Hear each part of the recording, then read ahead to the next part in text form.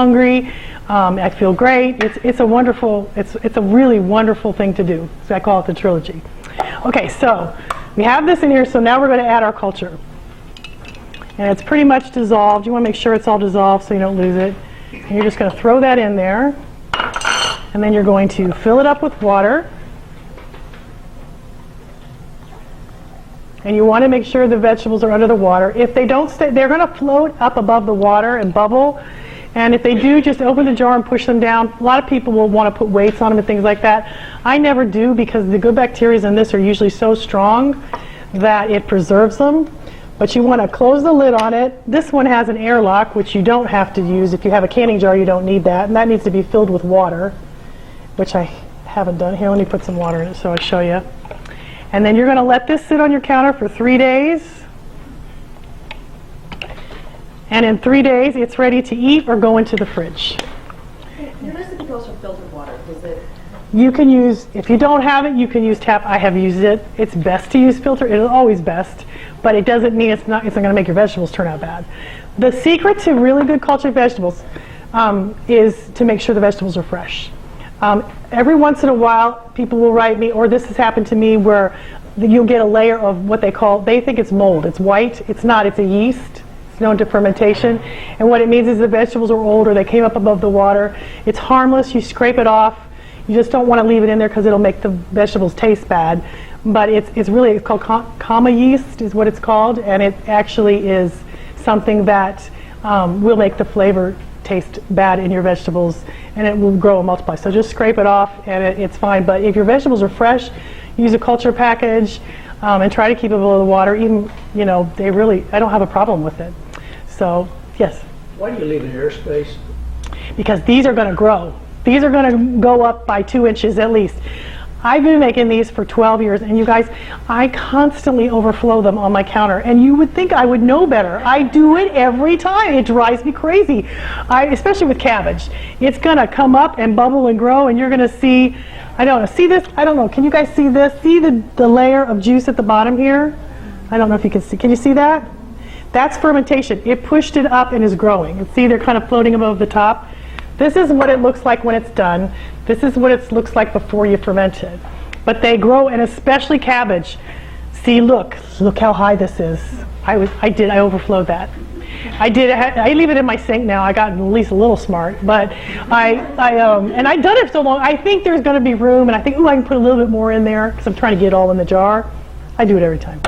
So anyway, but then when this is done, I want to show you this is what we're going to have today too.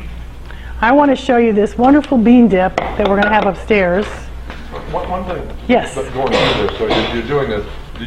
Do you go look for certified organic vegetables or any? Yes, I love these. I got all these at the farmers market, and I try to make sure they're organic. I try to.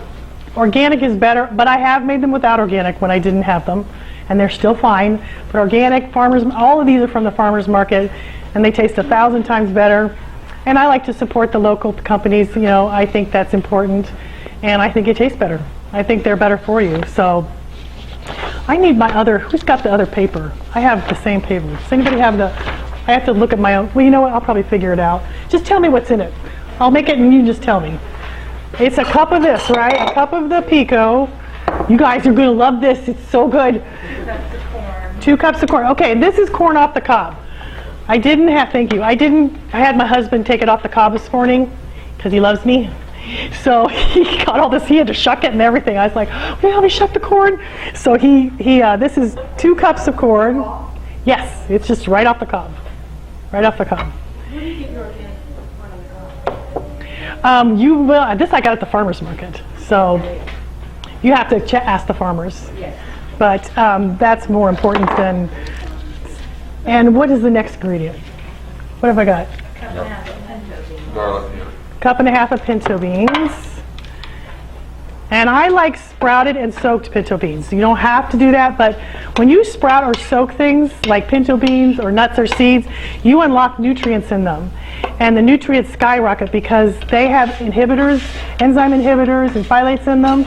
But when you soak a bean and sprout it, which I have a lot of that information on my website and in my cookbook, and that is, it unlocks it. So it unlocks the nutrients, and lots of times, you know how beans are hard to digest and they give you gas and things like that? Well, when you soak a bean, all those problems go away. Yes, and then you cook them. You can cook them. Yes, you have to cook them because they're too... You soak them overnight in a bowl or however long. Sometimes it takes a couple of days. Certain beans depend, and they'll sprout. It depends on how long it takes, and then you just cook them and you can freeze them in your freezer. And they're really good for you. Okay, what's the next? Is it a cup of this? 1 cup. 1 cup of this? Okay, let me get another spoon.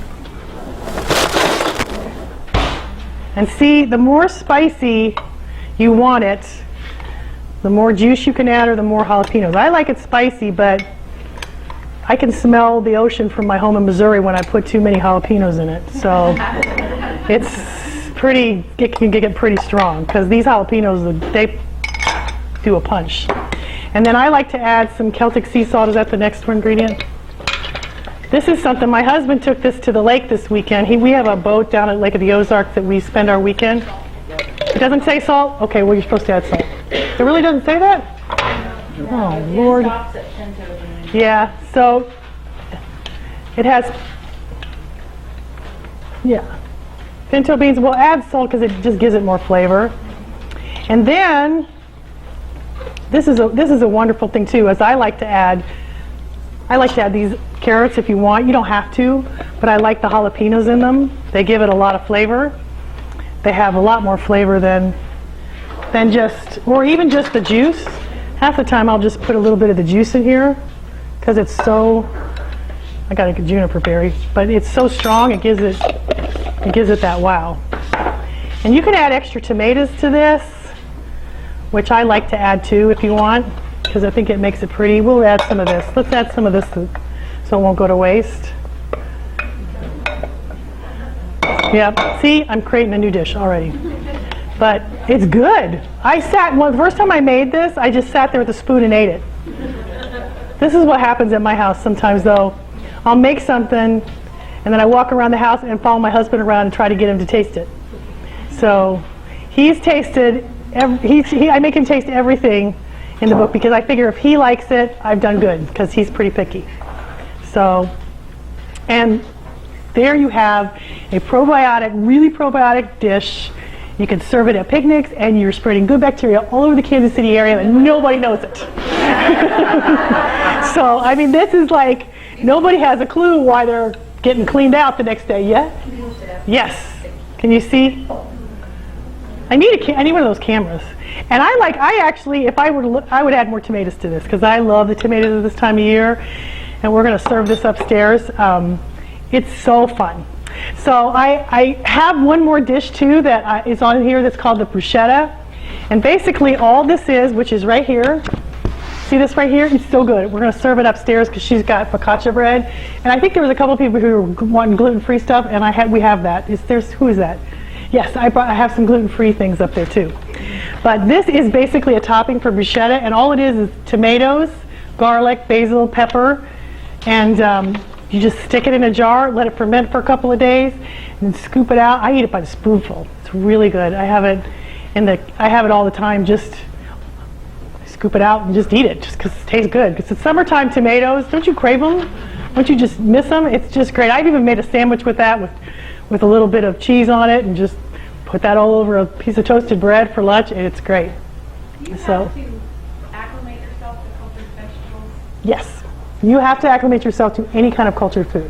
I wrote a blog called The Healing Crisis, and the reason I wrote that blog is because when you start introducing all of this good bacteria, and I'm talking like small amounts, a couple spoonfuls is a lot. It's a lot. And it will work like a SWAT team and go in and clean you out. And since my husband's here, and I usually tell this story when he's not here, we're going to tell it anyway. But the first time we started doing this, I kind of gave my husband kind of a lot. I didn't mean to, but he called me on the phone and said he'd been to the Quick Trip bathroom several times and it wasn't pretty. And what did he do? What had I done to him? Because I was giving him kefir and cultured vegetables, and it was a lot. So those,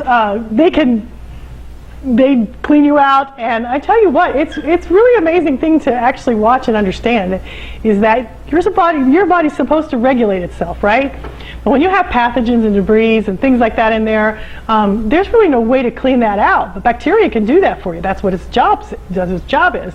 And when I go for a couple of weeks, I think we went on vacation on a cruise ship and didn't have them and came back and put them in. Oh my goodness sakes alive. It's, I can tell. I start getting symptoms because I haven't had them. I'll get red rashes on my fingers from eating too much processed food or things that we were on a cruise. We had too many desserts. And my body started reacting to these things. I mean, that's how I got off some of the chemically foods that I was eating, like Diet Coke and things like that. When I added kombucha to my diet, I literally couldn't go back to it because I had so many symptoms manifest that I didn't have before, that it trained me to not eat it. That's what I love about cultured foods. They train you. They're like personal trainers. You eat them. Like my husband has done that. He goes, I haven't had cultured vegetables in a couple of days. I need them. And he'll come in. It's really sweet to see him walking around with a little bowl, because it took me a long time to get him to eat those. So I basically tricked my family most of the time. But I put stuff in things all the time that I don't even tell them. I stick a carrot here and there that's fermented, and as you do this, it becomes a lifestyle. It's not hard. Do you guys think that's hard? Does that seem easy to you? You can take green beans. I have a recipe on my site called Skinny Pickles. I take green beans and plop them in a jar and put seasonings in them that are like pickles, and they taste like dill pickles. You just eat them like dill pickles, and I call them Skinny Pickles. And they're super easy, and it's something that you can just grab and eat. And you'll find yourself eating these more and more because they are easy and because they are available. And I'm sorry if you guys have to get another refrigerator because you're going to make so many cultured vegetables, because it happens. I get a lot of emails about that. So I'm going to let Mike, after he's done with his thing, go. He's going to get ready for lunch. I'm going to take some questions if you have some. Can you talk about the tea and how you make that? Yes, that's like a whole other class, but it's kombucha tea, but it's on my website. Okay. And I also have a free ebook that teaches you how to do it. If you sign up for the thing on my website, you'll get all the instructions you need on how to make kombucha tea.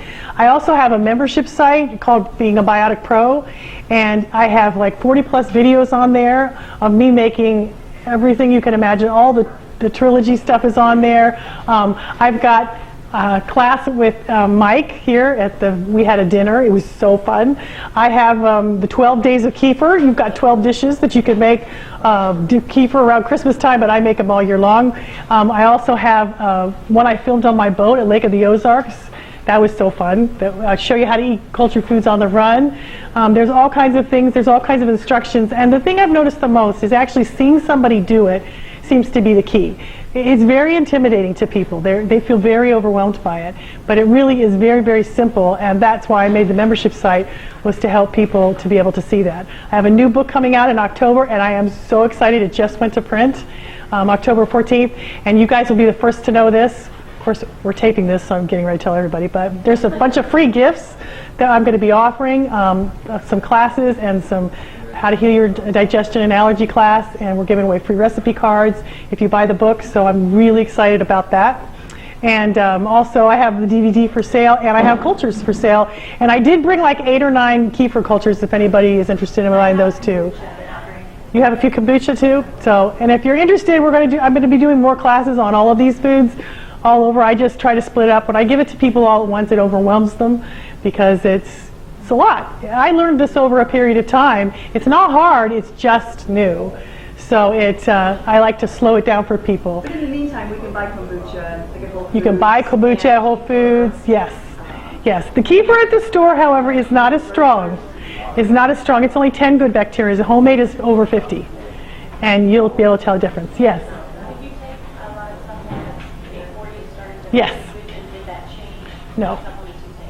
Yes, the only supplements I take now are liver tabs, which are like one of the most powerful things. We call them the happy pills because they give you so many B vitamins. And I take something called E3 Live, which is a blue-green jelly. I love that. I love that stuff with all my heart. That was the final missing piece that helped me get rid of my seasonal allergies, along with cultured foods.